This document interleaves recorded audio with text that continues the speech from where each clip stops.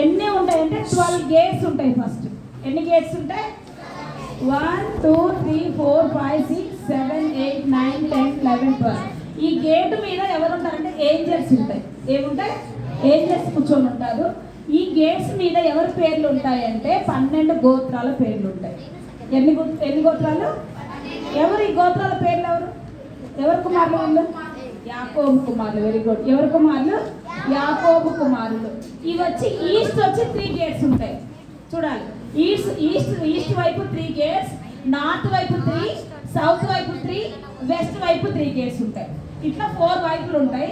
తర్వాత ఫౌండేషన్స్, పునాదులు. ఇప్పుడు ఈ రూమ్ కట్టడానికి మనకు ఫౌండేషన్ వేస్తారు కదా, అలా 12 ఫౌండేషన్స్ ఉంటాయి. ఆ 12 ఫౌండేషన్స్లో ఎవరి పేర్లు ఉంటాయి తెలుసా? శిష్యుల పేర్లు. ఎవరి పేర్లు?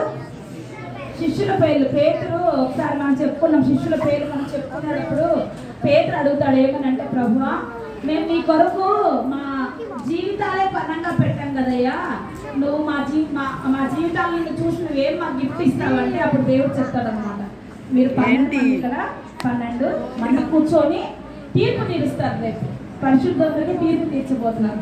12 పునాదులు. ఎంత ధన్యులంటే శిష్యులు, ఏమీ లేని వాళ్ళు, విద్య లేని పామరులు వీళ్ళు. కానీ కేవలం దేవుని మాట కంటే బాగా వినండి, చిన్నప్పటి నుంచి మీరు విధేయత కలిగి జీవిస్తే, మన విధేయత కలిగి జీవిస్తే మన జీవితాలు వాళ్ళు పనంగా పెట్టినప్పుడు దేవుడు విడిచిపెట్టాడా?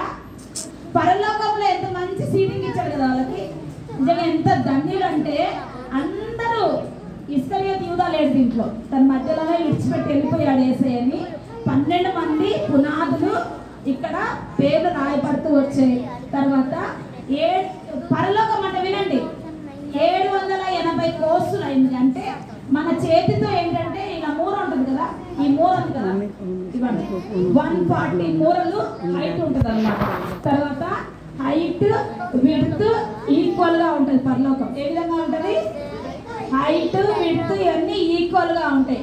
12 గేట్స్ మీద ఎవరి పేర్లు ఉంటాయని చెప్పా?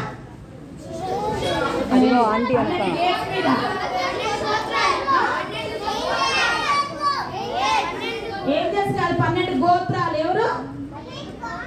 ఫౌండేషన్స్ మీద ఎవరున్నారు? శిష్యుల పేర్లు. నెక్స్ట్ 12 స్టోన్స్ ఉంటాయంట ఇక్కడ. ఎన్ని స్టోన్స్ ఉంటాయి? 12 రాళ్ళు.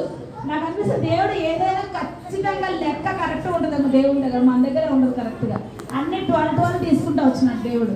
తర్వాత ఈ 12 రాళ్ళు చూడండి, సూర్యకాంతపు రాయి, నీలము, యమున, పచ్చ, వైడూర్యము, కెంపు, సువర్ణరత్నము, గోమేధికము, పుష్యరాగము, సువర్ణ సునీలము, పద్మరాగము, సుగంధము. ఈ 12 రాళ్ళు ఇక్కడ అమర్చబడి ఉంటాయి పరలోకంలో.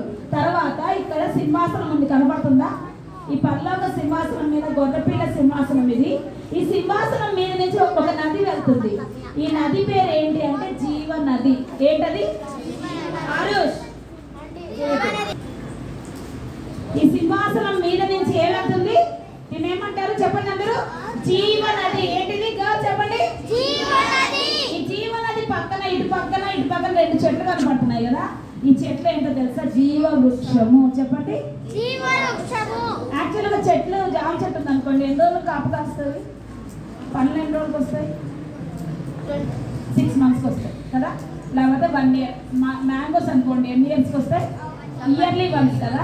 కానీ ఇక్కడ ఉండే జీవ వృక్షాలు ఏంటంటే మంత్లీ కాపు కాస్తాయి. ఏం కాస్తాయి? మంత్లీ కాపు కాస్తాయి. తర్వాత ఎఫెసీ సంఘానికి దేవుడు చెప్తా వస్తాడు ఏంటంటే, మీరు ఎఫెసీ సంఘంలో ఏదైతే మీరు పాటిస్తూ వస్తారో పరదేశంలో జీవవృక్ష ఫలాలు మీకు తినిపిస్తాను అని చెప్తారు దేవుడు. అంటే జీవవృక్ష ఫలాలు తినడం అనేది చాలా గ్రేట్నెస్ అన్నమాట పరలోకంలో. ఇక్కడ ఏముంది? సింహాసనం మీద ఏ నది వచ్చింది నాన్న? ఏ నది వచ్చింది? ఏ వృక్షాలు ఉన్నాయి ఇక్కడ? ఎన్ని నెలలు కాపు కాస్తారు ఇవి? నెలకు ఒక్కసారి. నెలకు అంటే ఇయర్లీ 12 టైమ్స్ కాపు కాస్తుంది అనమాట. అవి ఎవరికి తినిపిస్తాడు దేవుడు? ఎవరైతే మన విధేయత కలిగి ఈ లోకంలో ఆయన కొరకు మనం జీవిస్తామో, చనిపోయిన తర్వాత అక్కడికి వెళ్ళినప్పుడు అక్కడ మనకు దేవుడు జీవవృక్ష ఫలాలు తినిపిస్తాడు. ఒకసారి మనం చూద్దామా? వెతుకుతున్నామా? చెప్పండి. 12 గేట్స్ మీద ఎవరి పేర్లు ఉంటాయి? 12 గోత్రాల పేర్లు చెప్పండి. గోత్రాలు ఉన్నాయి.